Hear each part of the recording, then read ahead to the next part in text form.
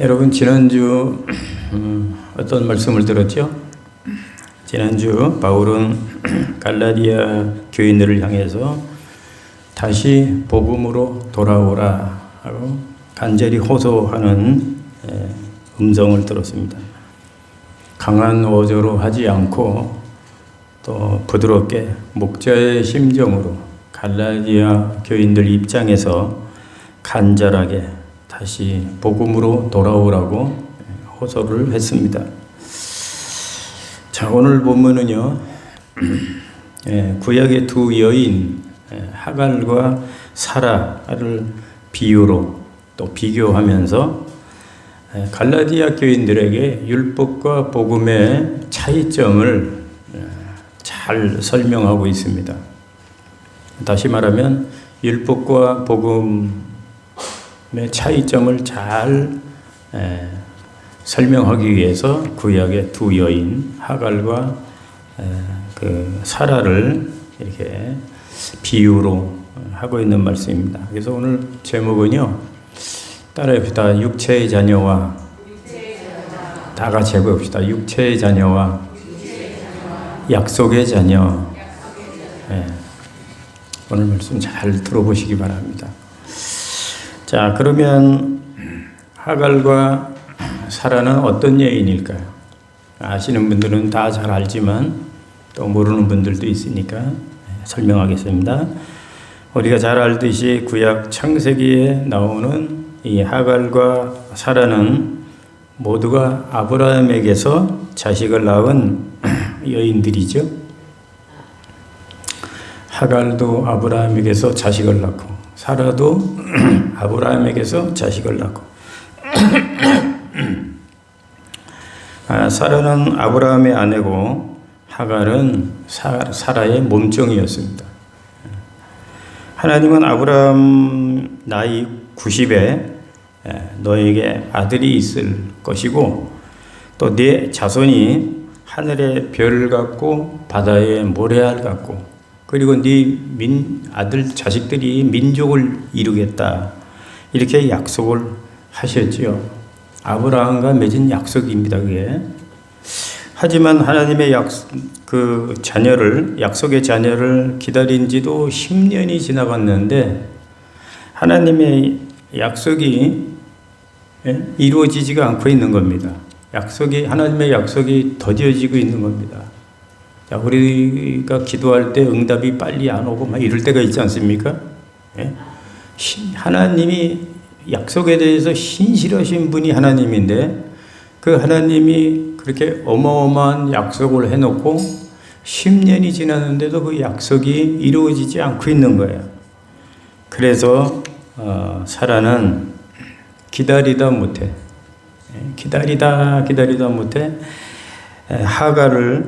하갈은 자기 몸종이라고 그랬죠.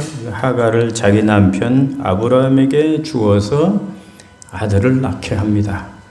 그래서 자식이 없던 아브라함이 그 여종, 몸종을 통해서 큰아들을 낳는데 그 큰아들의 이름이 뭐예요? 이스라엘이요? 이스마엘입니다. 자기가 애를 낳지 못한다고 해서 다른 여자를 자기 남편에게 주어서 애를 낳게 하는 것, 우리 정서에는 이해가 안 가는 어려운 일이지만 당시 고대에는 여주인이 애를 낳지 못하면 법적으로 여종들이 그 여주인 대리모 역할을 할 수 있었다고 합니다.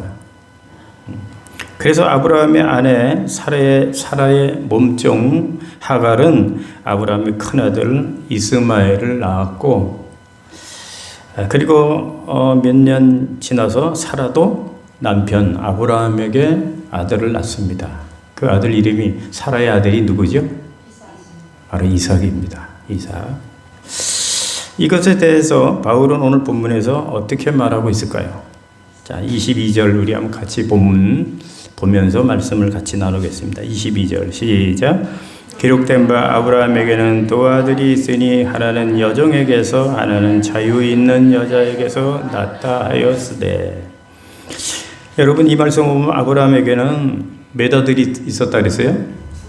두 아들이 있었다고 지금 말하고 있죠. 그렇다면 아브라함이 자녀가 2명뿐일까요? 아브라함 자녀는 2명이 아니라 아브라함의 자는 8명입니다. 8명. 아브라함에게는 처가 몇 명 있을까요? 부인이, 아내가 3명 있었어요. 3명. 하나는 사라죠. 사라. 본 마누라. 본 부인. 그 다음에 몸종 하갈. 그리고 첩 그드라. 자, 몸종 하갈이 제일 먼저 큰 아들을 낳죠. 그 다음 사라가 약속의 자녀 이삭을 낳고, 그리고 나서 이제 사라가 죽습니다. 죽어서 아브라함이 첩을 하나 또 둡니다. 그 처가 바로 그드라라는 이 여인을 아내로 3번째로 맞이해서 거기서 6명의 자녀를 또 낳습니다. 그래서 아브라함의 자녀가 총 8명이에요. 8명. 그런데 오늘 본문에서 2 아들만 있는 것처럼 이야기한 이유가 뭘까요? 2 아들의 운명이 하나는 약속의 자녀로, 하나는 육체의 자녀로 너무나 그 2 아들의 운명이 달랐기 때문에 그 2 아들을 비교하느라고 2 아들만 거론을 했다는 겁니다. 그래서 이 본문에 나오는 2 아들의 이름은 누구와 누굴까요? 이스마엘과 이사. 8명의 아들이지만 이 2 아들만 가지고 오늘 말씀을 하고 있다니. 그리고 여기서 말하는 여종은 사라의 몸종인 하갈을 얘기하는 거죠. 그리고 자유 있는 여자는 누구를 말합니까? 바로 사라를 말합니다. 자, 이해가 됐죠? 자, 그러면 이 2 여인 하갈과 사라를 비유하는 이유가 뭘까요? 앞에서 말씀드렸듯이 2 여인을 통해서 하갈을 율법으로 비유하고, 하갈을, 그리고 사라는 복음으로 비유해서 복음과 율법의 차이점을 갈라디아 교인들에게 명확하게 가르쳐주기 위한 그런 목적으로, 그런 이유로 이 2 여인을 비유로 삼았다는 것입니다. 그러므로 여러분들도 오늘 말씀을 잘 듣고 복음과 율법을 더 잘 이해하시기를 주의 이름으로 축원합니다. 그러면 바울이 이 2 여인을 통해서 율법과 복음을 어떻게 설명하고 있을까요? 오늘 본문을 보겠습니다. 첫째, 6가지를 제가 뽑았어요. 첫째, 하갈은 종의 신분이고 사라는 자유 있는 여자라고 바울은 설명을 합니다. 22절 다시 한번 보겠습니다. 22절 시작. 기록된 바 아브라함에게는 2 아들이 있으니 하나는 여종에게서 하나는 자유 있는 여자에게서 낳다 하였으며, 여기 2 아들을 낳은 한 여인은 여종이라 그랬어요. 여종. 사라의 몸종 하갈을 말하죠. 하갈은 노예의 신분입니다. 사라의 몸종이니까 천하고 주인이 시키는 대로 복종만 해야 되는 자유가 있을까요? 없을까요? 자유가 없는 그런 여인입니다. 반대로 사라는 아브라함의 본처이기 때문에 뭐가 있을까요? 자유가 있어요. 자유. 이 하갈과 사라의 차이가 바로 자유가 있고 없고의 차이인 거예요. 자, 이것은 무엇을 그래서 의미하는 말씀일까요? 이것은 바울이 가장 강조하는 것, 이 갈라디아에서 가장 강조하는 것, 그것은 바로 자유입니다. 자유를 의미합니다. 자유. 그러니까 율법을 따르는 자는 몸종 하갈처럼 뭐가 없고 자유가 없다는 거죠. 율법으로 구원받는 줄 알고 율법을 추종하는 자들은 그 마음에 고통과 슬픔과 억압과 이런 것만 있을 뿐이지 자유가 없다는 거예요. 그러나 반대로 자유를 가진 복음을 따르는 사람은 자유를 가진 이 사라처럼 자유가 있고 기쁨이 있다는 거죠. 그래서 이걸 통해서 율법과 복음을 바울은 이 차이점을 지금 설명하고 있는 겁니다. 여러분 그렇지 않습니까? 율법을 따르는 자는 늘 초조하고 불안하고 교회를 다녀도 하나님을 믿는다고 해도 마음이 무겁고 좋은 환경에서도 늘 얼굴이 어둡고 또 슬프고 감사하지 못하고 기뻐 찬양하지 못하죠.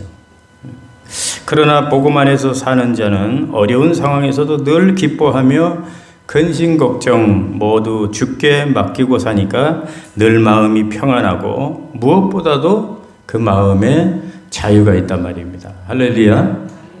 자유가 있다. 그래서 우리 복음 찬양 중에 나 자유 얻었네, 너 자유 얻었네, 그죠? 그런 찬양이 있지 않습니까? 의미가 다 있지 않아요, 그죠? 나 자유 얻었네, 너 자유 얻었네. 그런데 율법 속에 있는 자들이나 복음 안에 들어오지 못한 자들은 복음 안에서 사는 삶이 이렇게 자유롭고 평안한데 참 자유를 알지 못한다 이거죠. 복음 안에 들어오지 못하면 율법에 갇혀서 산다거나 하나님을 불신하고 나는 안 믿어, 나는 내 마음대로 살 거야, 내 법대로 살 거야, 자기 법, 자기 율법에 갇혀서 하나님을 불신하고 하나님을 부인하고 자기 마음대로 사는 사람은 아무리 떵떵거리면서 많은 돈을 가지고 산다 하더라도 그 마음은 늘 초조하고 불안하고 참 어떤 만족이 없고 참 자유가 없다는 거죠. 그래서 율법 속에 또 불신 속 불신으로 살아가는 사람들은 늘 고통과 억압 속에서 살아가고 있는 것입니다. 자, 두 번째로 바울은 어떻게 설명을 할까요? 두 여인을 통해서 여정 하갈은 육체를 따라 낳고 사라는 약속을 따라 낳았다고 이렇게 설명하고 있습니다. 23절 보겠습니다. 시작. 여정에게서는 육체를 따라 낳고 자유 있는 여자에게는 약속으로 말미암았느니라. 사라의 몸종 하갈은 젊고 건강한 그런 여정이었죠. 그래서 하갈은 언제든지 얼마든지 마음만 먹으면 자기 힘으로 인간의 힘으로 자식을 낳을 수 있는 사람이 없는 사람, 있는 사람이죠. 젊고 건강하니까요. 그런 상태에서 자연스러운 생식력으로 그는 아브라함의 큰아들 이스마엘을 낳았습니다. 그걸 얘기하는 거예요. 그래서 여정에게는 육체를 따라 낳았다라고 이렇게 기록하고 있는 겁니다. 하지만 사라는 어떻습니까? 나이가 90이 된 할머니가 돼가지고 인간의 힘으로는 도저히 이 하갈처럼 자기 마음대로 자기 뜻대로 아이를 낳을 수 있는 상태입니까? 아닙니까? 아니죠. 그렇게 하갈처럼 아이를 자기 마음대로 낳을 수 없는 그런 상태에서 하지만 그 사라는 아이를 낳습니까? 못 낳습니까? 낳지요. 아이를 낳을 수 없는 그런 상태에서 하나님 그 아이를 낳을 그 하갈처럼 아이를 낳을 수 있는 상태가 아니라 아이를 도저히 낳을 수 없는 그런 상태에서 이 사라가 아이를 낳았어요. 그러면 자기 힘으로 난 겁니까? 하나님의 은혜로 난 겁니까? 그걸 얘기하는 거예요. 그래서 사라는 이삭을 낳은 것이 하나님의 약속으로 은혜로 낳았다는 것입니다. 그래서 여정이 낳은 아들 이스마엘이나 사라가 낳은 아들 이삭이나 똑같은 아브라함의 아들이지만 약속의 자녀는 누구뿐이에요? 이스마엘이 아니고 이삭이라는 거죠. 똑같은 아브라함의 아들이에요. 이스마엘도 아브라함의 아들이고 이삭도 아브라함의 아들이고, 그러나 이 약속의 아들은 이삭뿐이라는 거죠. 하나님의 은혜로 나온 하나님의 약속으로 나온 아들이기 때문에. 자, 세 번째로 바울은 어떻게 설명을 합니까? 율법과 복음을 이 여자들은 두 언약이라고 설명을 합니다. 두 언약. 24절 보겠습니다. 바울이 언약을 얘기합니다. 시작. 이것은 비유니 이 여자들은 두 언약이라. 하나는 신의 산으로부터 종을 낳은 자니 곧 하갈이라. 여러분 여기 두 언약이 무슨 언약인지 잘 모르시겠죠. 성경만 봐가지고는. 그죠? 자, 여기 보면 이 두 언약은 뭐냐면요, 하나님의 은혜로 아브라함과 맺은 언약과 신의 산에서 율법을 통하여 모세와 맺은 언약, 이 두 가지 언약을 말하는 겁니다. 그런데 여기 보면 하나는 신의 산으로부터 뭘 낳았다 그랬어요? 종을 낳았다 그랬어요. 종을 낳은. 이게 무슨 말입니까? 모세가 받은 그 언약, 모세가 받은 그 율법의 언약은 한계가 있다는 거예요. 부족한 게 있다는 거예요. 부족한 게. 그러면 그 한계가 뭘까요? 그 부족한 게 뭘까요? 그것이 바로 율법은 죄를 깨닫게는 하지만 뭘 못해요? 구원을 못해요. 구원이 없잖아요. 그래서 종을 낳았다. 종은 고통이죠. 고통을 상징하는 거예요. 그죠? 억압. 그죠? 그러니까 율법의 한계를 얘기하는 건데 그 율법의 한계는 바로 그겁니다. 율법이 인간이 죄인이라는 것을 깨닫게까지는 하는데 율법으로 보면 우리가 죄인인 걸 알잖아요. 아, 내가 죄인. 그러나 구원을 못한다 이게. 구원을. 축구로 말하면 공은 잘 차는데 골을 못 넣는 거예요. 자, 이것이 율법의 한계고 율법의 부족함입니다. 그러나 아브라함이 받은 은혜의 언약은 예수 그리스도를 통해서 성취된 것으로 인간을 능히 구원할 수 있을까요? 없을까요? 구원을 능히 할 수 있죠. 조금도 부족함이 없습니다. 믿습니까? 그러므로 아브라함의 언약은 완전한 언약이죠. 완전한 언약. 예수를 믿으면 우리가 구원받는데 전혀 부족함이 없어요. 천주교에서도 여러분 그렇게 주장을 합니다. 하나님을 믿고 예수를 믿어서 구원을 받지만 착한 일을 많이 해야 된다. 착한 일도 많이 해야 구원받는다. 정교개혁자 루터가 들어보니까 전혀 그건 아니거든요. 성경하고 아니거든요. 그럴듯한데 아니거든요. 하나님을 믿는 사람들이 선한 일을 해야 되지만 선한 일이 그것이 구원의 수단이 아니라는 거예요. 그래서 95개 조항 중에 하나가 그거예요. 예수 그리스도 한 분만으로 더 이상 필요하지 않다. 예수님만 믿으면 된다. 그렇게 선행으로 우리가 구원을 얻는 게 아니라는 거죠. 그래서 바울은 이 두 여인 하갈과 사라의 비유를 통해서 두 언약을 설명하고 있는 겁니다. 자, 네 번째로 바울이 또 복음과 율법을 설명하는 것이 뭘까요? 하갈은 땅의 예루살렘과 같은 곳이고 하갈은 또 사라는 하늘의 예루살렘과 같은 곳이라고 했습니다. 25절부터 26절을 보겠습니다. 시작. 이 하갈은 아라비아에 있는 신의 산으로서 지금 있는 예루살렘과 같은 곳이나 그가 그 자녀들과 더불어 종노릇하고 오직 위에 있는 예루살렘은 자유자니 곧 우리 어머니라. 우리 어머니 누굴 얘기하는 거예요? 사라를 얘기하는 거죠. 이 말씀을 보면 바울은 또 두 예루살렘으로 율법과 복음을 설명을 하고 있죠. 하나는 지금 있는 땅의 예루살렘, 그 당시에 있는 그 땅의 예루살렘, 또 하나는 하늘에 있는 예루살렘, 두 예루살렘을 가지고 설명을 하는데요. 땅의 예루살렘은 어떤 곳입니까?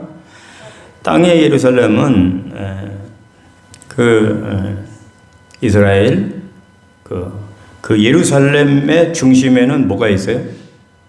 성전이 있죠. 성전. 솔로몬 성전이 있잖아요. 그 성전에서 뭘 하고 있습니까?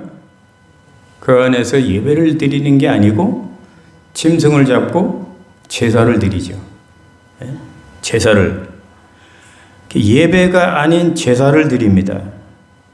그러니까 그 성전이 예루살렘에 성전이 있긴 있지만 그 성전은 지금 뭘 따르고 있는 거예요? 복음을 따르고 있는 거예요? 아니면 율법을 따르고 있는 거예요? 율법을 따르고 있는 거죠. 그래서 땅의 예루살렘은 율법을 상징하는 곳입니다.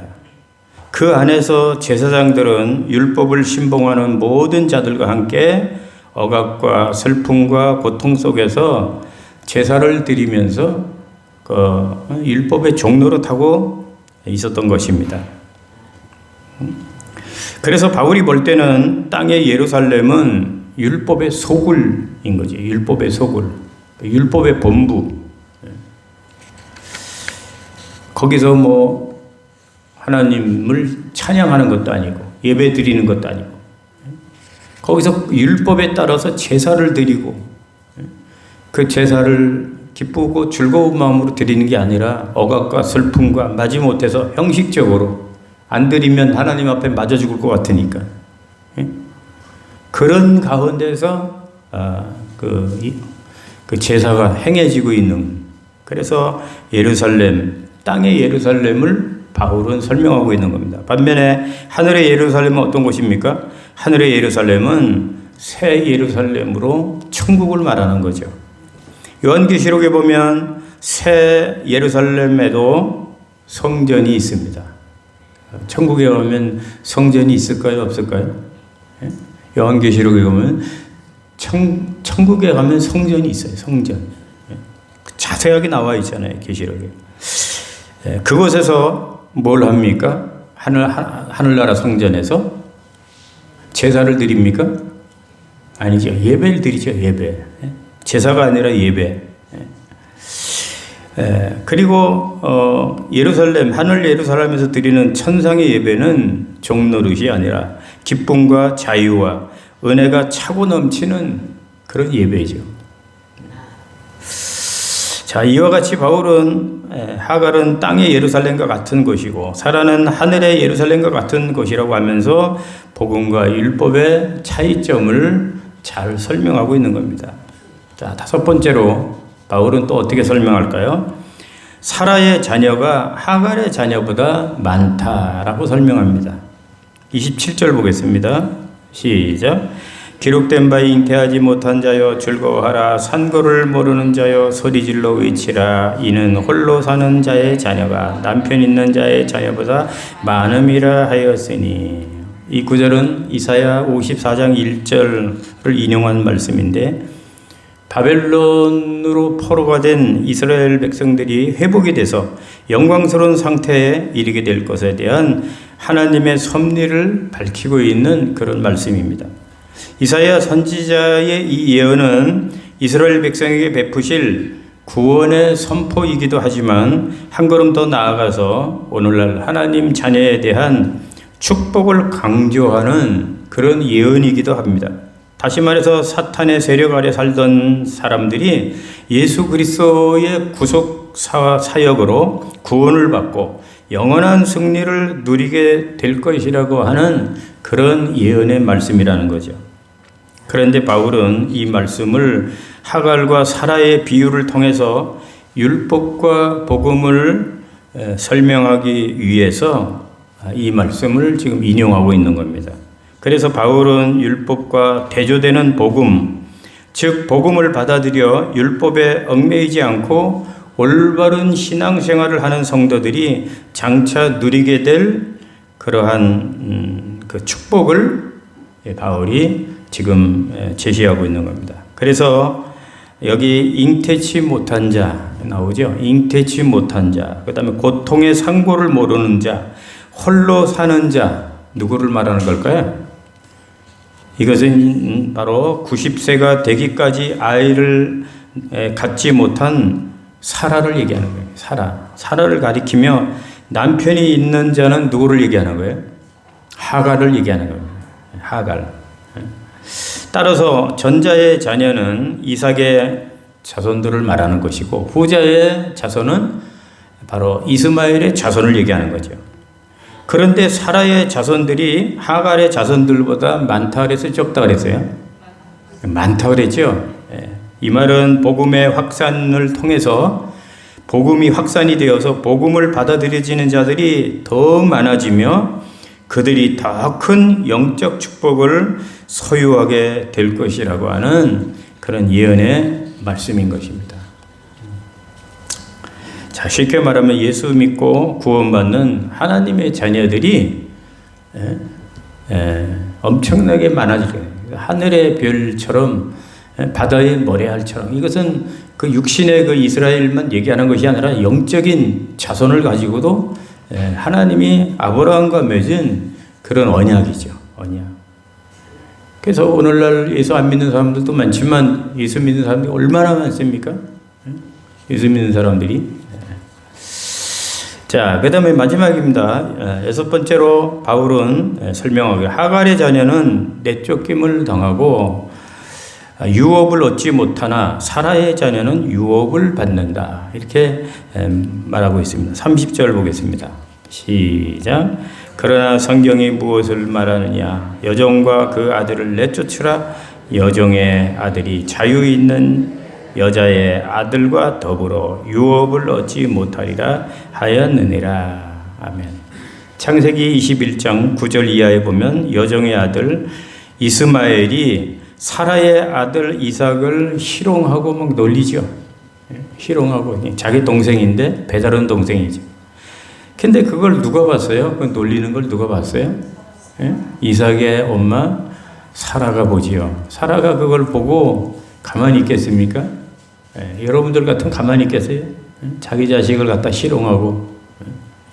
그러니까 이 사라가 당장 누구에게 쫓아가죠? 자기 남편 아브라함에게 쫓아가서 뭐라 그래요? 이 여종과 저 이스마엘 저 자식을 어떻게 하래요? 내쫓으라. 광야로 내쫓으라. 당장 내쫓으라. 그러니까 아브라함이 이스마엘도 자기 아들이요 이삭도 자기 아들인데 아브라함이 근심이 되겠어요? 안 되겠어요? 근심이 되죠. 그런데 사라가 큰 부인인데 본부인인데 이럴 수도 없고 저럴 수도 없고 아브라함이 고민에 빠졌어요. 근심하고 있는데 아브라함에게 누가 나타납니까? 하나님이 나타나죠. 하나님이 나타나서 뭐라고 말합니까? 아브라함에게 근심하지 말고 사라의 말대로 여종과 그 아들을 광야로 쫓아라. 내가 그 약속의 자녀만 네 유업을 이을지 아니라. 그러면서 내쫓으라고. 그래서 아브라함은 여종 하갈과 이스마엘을 광야로 내쫓지요. 이와 같이 예수 십자가 복음을 안 받아들이고 불신과 율법으로 살아가는 오늘날 하갈의 자녀들은 내쫓김을 당하고 천국의 유업을 얻지 못한다는 거죠. 천국을 가지 못하고 그들이 내쫓김을 당하여 가는 곳은 어딜까요? 오늘 안 믿는 사람들, 이 하갈의 자손, 이스마엘의 자녀들은 어디로 갈까요? 내쫓김을 당하고 어딜 가요? 지옥 가지요. 얼마나 여러분 무서운 말씀인가요? 이처럼 하갈의 자녀와 사라의 자녀의 운명이 다르고 가는 길이 다릅니다. 율법을 신봉하고 가는 길과 복음을 믿고 가는 길이 여러분 다르죠. 오늘날 예수 믿는 사람들과 예수 안 믿는 사람들 다 똑같이 생기고 또 이 지구촌에서 이렇게 같이 이렇게 섞여서 살지만 그러나 예수 믿는 사람과 예수 안 믿는 사람들이 가는 길이 같아요, 달라요? 다르잖아요. 예수 안 믿는 사람들은 지옥으로 가고 있고 우리 믿는 사람들은 천국으로 가고 있지 않습니까? 믿습니까? 자, 이제 마지막 결론적으로 바울은 이런 설명을 하면서 이런 사라와 하갈의 비유를 통해서 이렇게 설명을 하면서 바울이 결론적으로 하는 말이 뭘까요? 결론적으로 하는 말은 너희는 이삭과 같이 누구의 자녀? 약속의 자녀라는 거예요. 약속의 자녀. 따라해봅시다. 약속의 자녀. 너희는 갈라디아 교인들한테 하는 소리죠. 오늘날 우리 하나님을 믿는 사람들에게 하는 말씀이죠. 너희는 이스마엘 그 자녀가 아니고 이삭과 같이 약속의 자녀다. 하나님의 자녀다 이거죠. 여기 너희는 이라고 그랬죠. 너희가 누굽니까? 복음을 받아들여 예수를 믿는 사람들을 말합니다. 그러니까 예수 믿는 사람들은 이삭과 같이 약속의 자녀라는 겁니다. 따라합시다. 나는 약속의 자녀다. 육체의 자녀가 아니라 이스마엘의 자녀가 아니라 우리는 하나님의 이삭과 같이 하나님의 약속의 자녀라는 거죠. 자, 28절을 한번 보겠습니다. 28절. 28절 시작. 형제들아 너희는 이삭과 같이 약속의 자녀라. 또 31절 보겠습니다. 31절 시작. 그런즉 형제들아 우리는 여종의 자녀가 아니라 자유 있는 여자의 자녀니라. 무슨 말인지 알겠죠? 우리는 여종 하갈의 자녀가 아니라 자유 있는 여자 사라의 자녀라는 말이죠. 그래서 세상에는 크게 나누어서 사라의 자손이 있고 하갈의 자손이 있고 이삭의 자손이 있고 이스마엘 자손이 있습니다. 그런데 우리 예수 믿는 우리는 아브라함의 자손이요 사라의 자손이요 이삭의 자손이요 약속의 자손이라는 겁니다. 바울이 하는 말이에요. 할렐루야. 한마디로 말하면 우리는 마귀 자녀가 아니라 하나님 자녀라는 거죠. 하나님 자녀. 이제 말씀을 마칩니다.